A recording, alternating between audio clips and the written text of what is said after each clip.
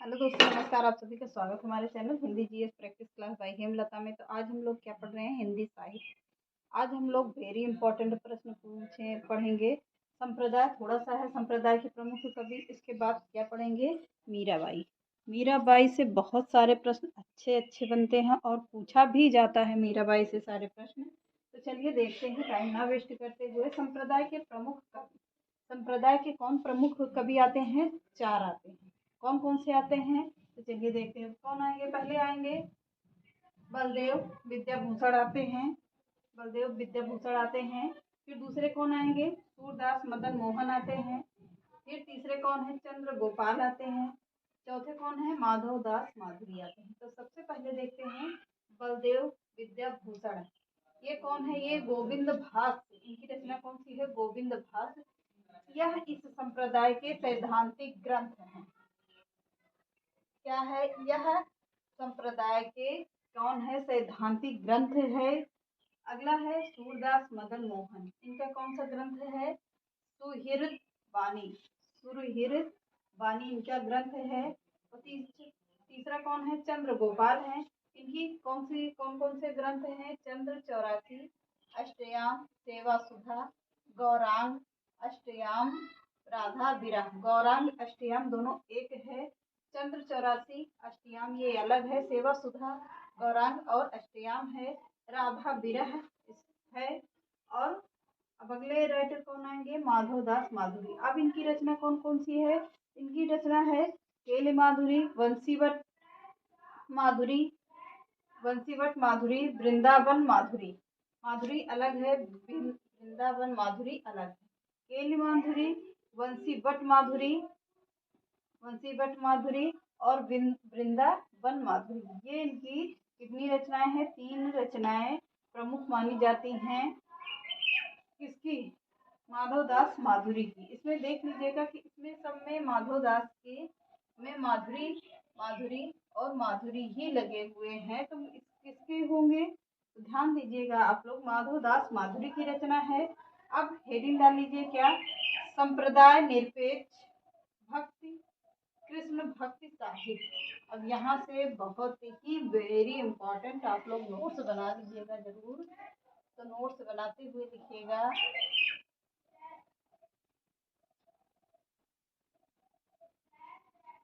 जहाँ पे ना समझ में आए कमेंट बॉक्स में कमेंट कर दीजिएगा। आपको लोग को समझा भी देंगे या बता देंगे। वैसे तो पूरा पढ़ा ही रहे हैं, कुछ वो भी नहीं है। नोट्स बनाएंगे तो सब समझ में आ जाएगा। या जो लोग टीजीटी पीजीटी की तैयारी कर रहे हैं उन लोगों को तो पता ही है। संप्रदाय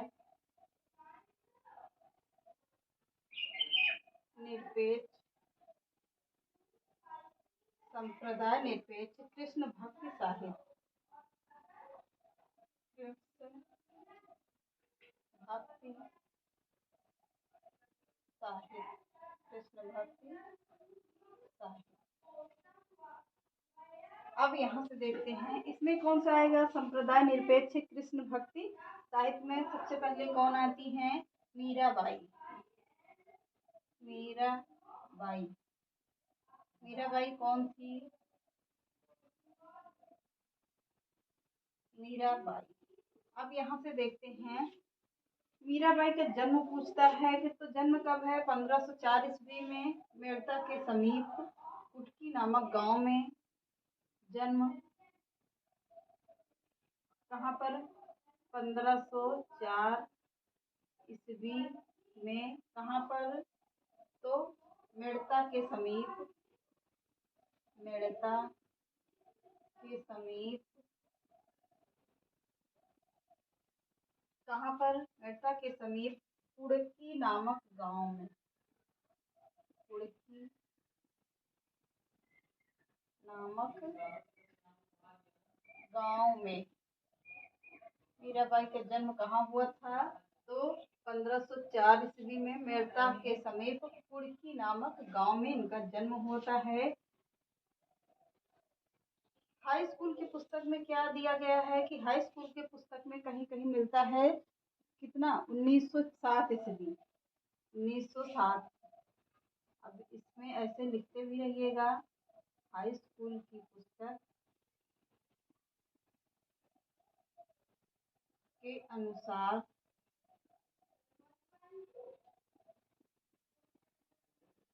कब है? 1907 ईस्वी में माना जाता है।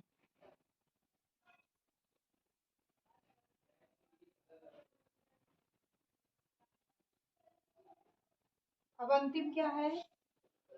अंतिम अंतिम में देख लेते हैं कौन सी मान्य होता है। अब ये कह रहा कि अंतिम में क्या कहा गया।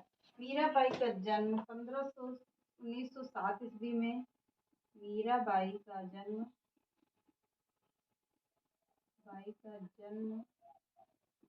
1907 ईस्वी में। 1907 ईस्वी में मेड़ता के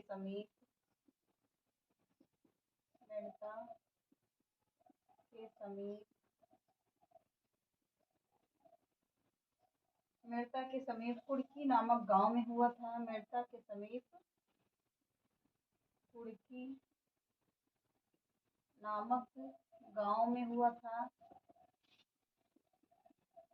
गांव में हुआ था। मेड़ता के समीप कुड़की नामक गांव में हुआ है। मृत्यु कब हुई है? 1546 ईस्वी में। उल्टा बोल रहा है। 1546 ईस्वी कैसे आ गया?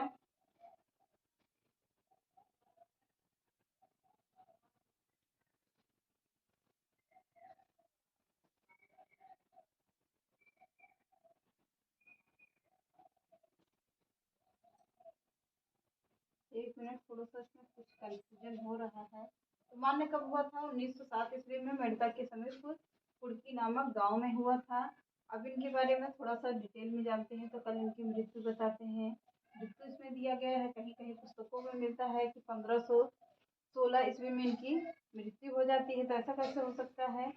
शुक्ल जी ने कहा है कि 1516 ईस्वी में मीरा जी की मृत्यु हो जाती है। तो जब ये 1907 में पैदा हुई थी तो फिर 1500 इसमें 16 ईस्वी में मृत्यु कैसे हो गई? इसमें सब कंफ्यूजन वाली बातें हैं। तो चलिए आगे देखते हैं, फिर उसके बाद हम कल बताते हैं पूरा कन्फर्म करके। अब लिखिए मीराबाई का विवाह।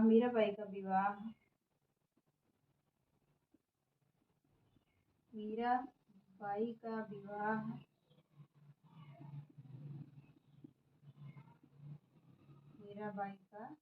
विवाह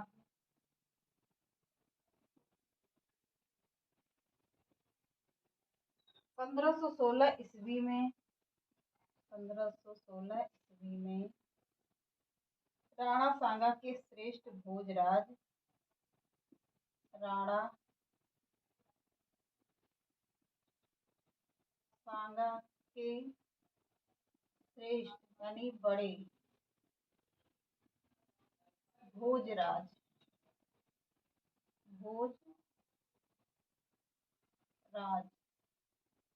किसके साथ हुआ था? भोजराज के साथ हुआ था। भोजराज के साथ हुआ था।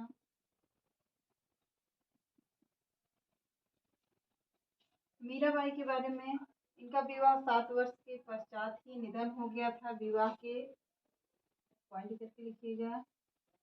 विवाह के 7 वर्ष बाद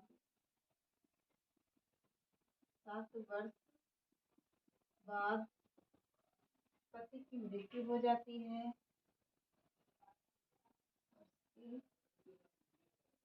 पश्चात भोजराज की मृत्यु हो जाती है। भोजराज की मृत्यु या निधन हो गया। भोजराज का निधन हो गया।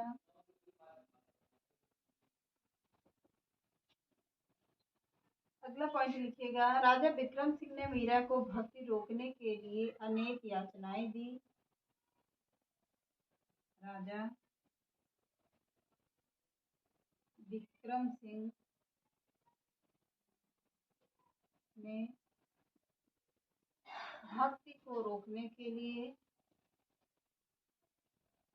राजा विक्रम सिंह ने मीराबाई को मीराबाई को भक्ति रोकने के लिए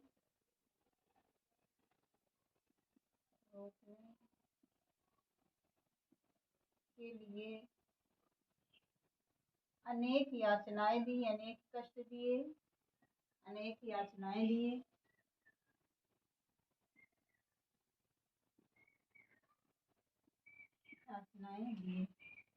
अब अगला पॉइंट लिखिएगा, तुलसीदास ने पथ प्रदर्शन पाकर मीराबाई ने घर छोड़ दिया था। देखते हैं मीराबाई का जन्म कब हुआ था। 1498 ईस्वी में मेड़ता के समीप कुल्फी नामक गांव में हुआ था। हाई स्कूल पुस्तक के अनुसार क्या दिया गया है, 1498 ही दिया गया है। 1498 मीराबाई का जन्म 1498 में मेड़ता के समीप कुल्फी नामक गांव में हुआ है। विवाह कब हुआ था, तो विवाह मीराबाई का विवाह 1516 ईस्वी में राणा सांगा के श्रेष्ठ पुत्र भोजराज के साथ हुआ था। विवाह के 7 वर्ष के पश्चात भोजराज का क्या हो जाता है, निधन हो जाता है। तो राजा विक्रम सिंह ने मीराबाई को भक्ति रोकने के लिए अनेक याचनाएं दिए। अब ये क्या करती हैं, अगला पॉइंट है, तुलसीदास जी के पथ प्रदर्शन पाकर मीराबाई ने घर छोड़ दिया था। अब मीराबाई की मृत्यु पूछता है, तो मीराबाई की मृत्यु कब हुई थी, कहाँ पर हुई थी, बहुत ही पूछा जाने वाला प्रश्न है। कहीं कहीं अलग अलग बुकों में अलग अलग दिया गया है, सब अपने अपने अलग अलग मत देते हैं, पर रियल में किसी को कुछ पता नहीं है। अभी इनका कुछ मिलता ही नहीं कि कब इनका जन्म हुआ है, कुछ भी। चलिए देखते हैं। मृत्यु पूछता है, तो मीराबाई की मृत्यु कब हुई थी। मीराबाई की मृत्यु 1547।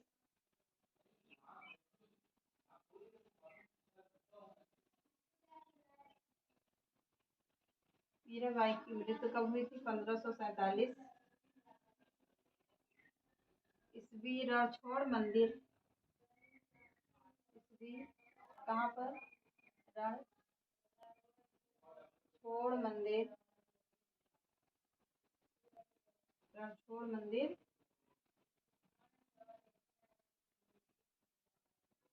डाकोर,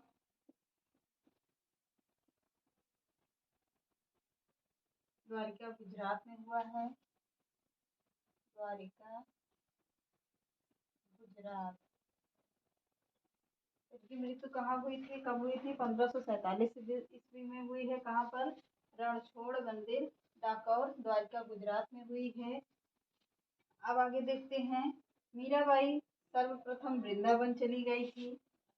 मीराबाई सर्वप्रथम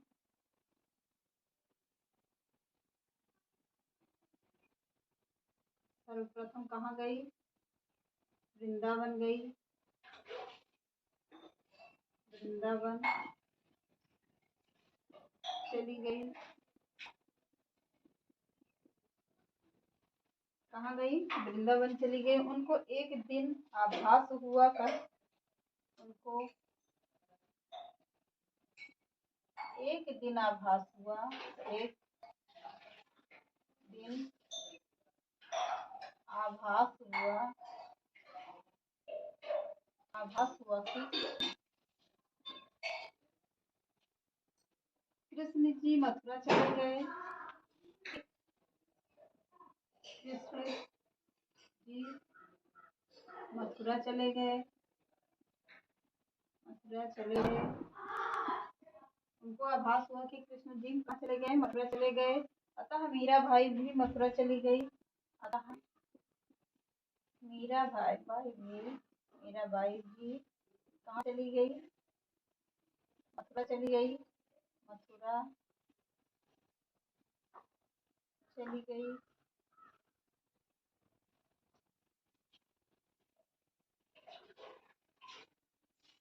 वहाँ रणछोड़ जी मंदिर में रहकर श्री कृष्ण की सेवा करने लगी। वहाँ रणछोड़ मंदिर में रहकर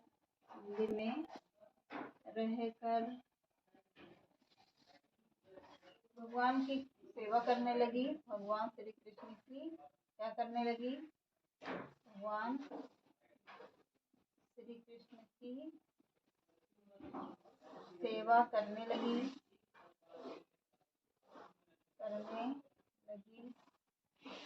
सेवा करने लगी और वहीं उन्होंने अंतिम सांस ली। और वहीं उन्होंने अंतिम सांस ली।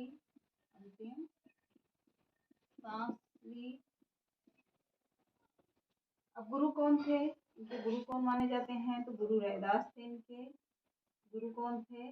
रैदास जी थे। इनके गुरु कौन थे? मीराबाई के गुरु कौन थे? रैदास जी थे। रचनाएं कौन सी हैं इनकी? रचनाएं से बहुत सारे प्रश्न बनते हैं, तो रचनाएं कौन कौन सी हैं? नरसी जी का मायरा। नरसी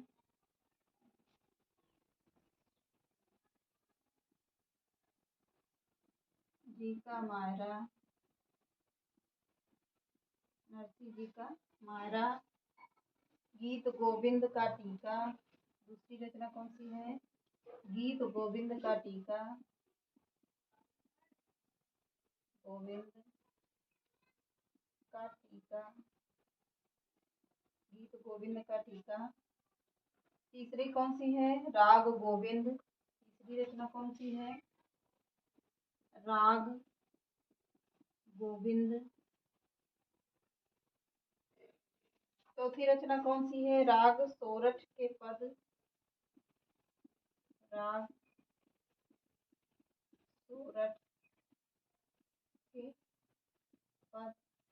पांचवी रचना कौन सी है? मीराबाई का मलाल। यह एक लोकगीत है। मीराबाई का मलाल। मीराबाई का मलाल क्या क्या है? एक लोकगीत है। लोकगीत है। मीराबाई का मलाल क्या है? एक लोकगीत है।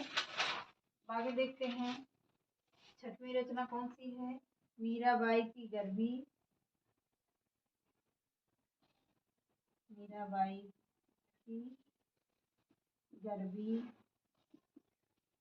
सातवीं रचना कौन सी है? रुक्मणी मंगल। रुक्मणी मंगल। आठवीं रचना कौन सी है? राग विराग। राग विहाग। नौवीं रचना कौन सी है? राग मरार।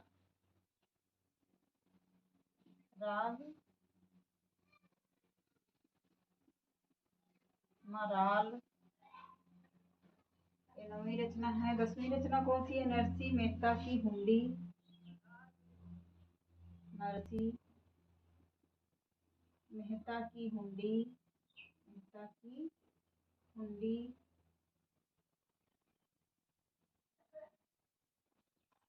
11वीं रचना कौन सी है? सत्यभान रूसंग।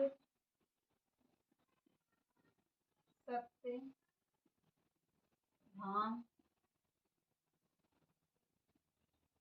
रूसंग।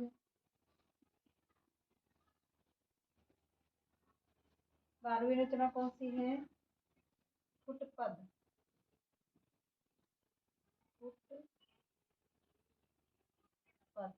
ये 12वीं रचना है। तो कि कौन कौन सी इनकी रचनाएं बहुत ही वेरी इंपॉर्टेंट है। रचनाएं कौन सी है? नरसी का जी का महारा बहुत ही महत्वपूर्ण रचना है। और कौन सी है दूसरी? गीत गोविंद का टीका। तीसरी कौन सी है? राग गोविंद है। चौथी कौन सी है? राग सोरठ के पद है। मीराबाई का मलाल है। 5वीं रचना मीराबाई की गरबी और रुक्मणी मंगल। राग बिहाग। राग मलाल और कौन सी है? नरसी मेहता की हुंडी। सत्यभान रूसंग। इनकी रचनाएं हो गई मीराबाई। तो भाषा कौन सी इनकी? भाषा राजस्थानी मिश्रित ब्रज भाषा। भाषा क्या थी इनकी? मीराबाई की